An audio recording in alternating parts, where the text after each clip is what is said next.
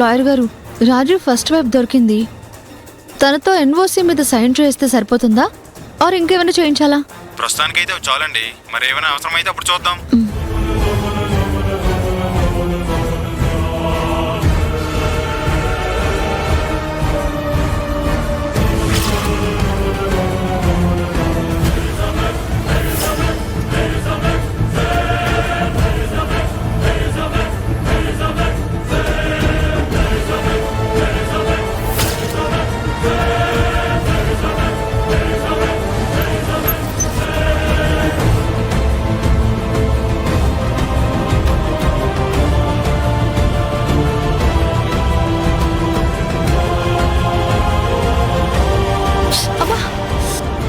అబ్బా!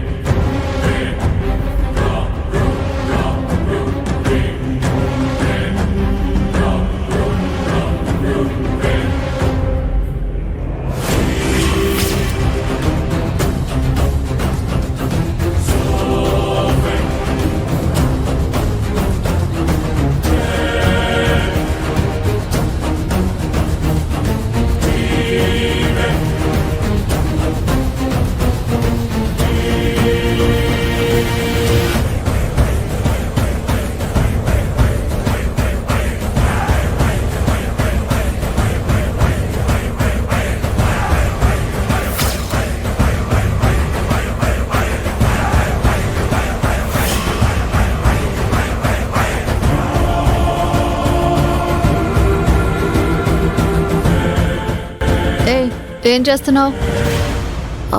ఇక్కడేదో పెద్ద మేకుంది, గుచ్చుకుంటే ప్రమాదమని తీసి పక్కన పడేశాను. అవును, మళ్ళీ నువ్వెందుకు వచ్చావు? ఆ పెద్దమ్మకి ఒక మెడిసిన్ ఇవ్వటం మర్చిపోయాను, అందుకే వచ్చాను. మెడిసిన్స్ ఏవి? ఈ బాక్స్ లోనే ఉంది, నువ్వు వెళ్ళి పెద్దమ్మని తీసుకునిరా. సరే.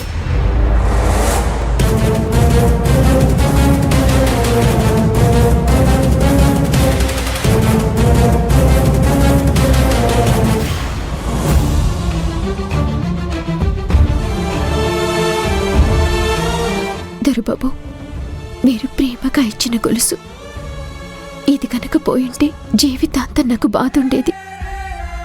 శ్రావ్య చూసుంటే లేనిపోని గొడవయ్యేది, నేనే జ్యోతిని బయటపడేది.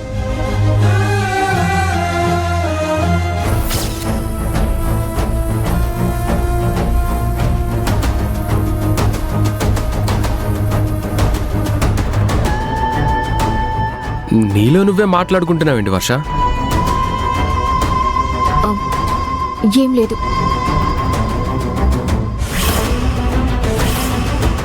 గుప్పెట్ని మరీ అంత గట్టిగా బిగించుకో, నిన్ను ఇష్టపడే వాళ్ళకి ఊపిరాడదు. జస్ట్ జోక్ చేశాను అంతే. రా బ్రదర్.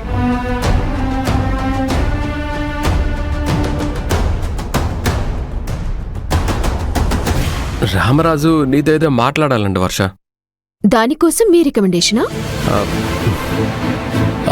బ్రదర్, నేను తనతో మాట్లాడతానులే. అర్థమైంది, నా ప్రమేయం అవసరం లేదు, అంతే కదా? కమాన్ బ్రదర్.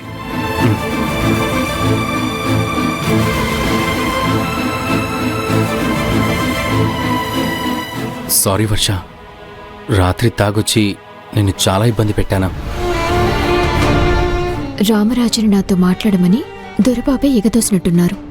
నేను కొంచెం కోపంగా ఉంటే రామరాజు నాకు కొంచెం దూరంగా ఉంటాడు. నన్ను ఇబ్బంది పెట్టకు రామరాజు, ప్లీజ్.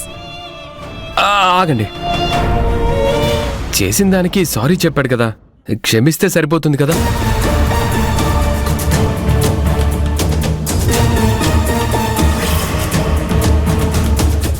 వర్ష,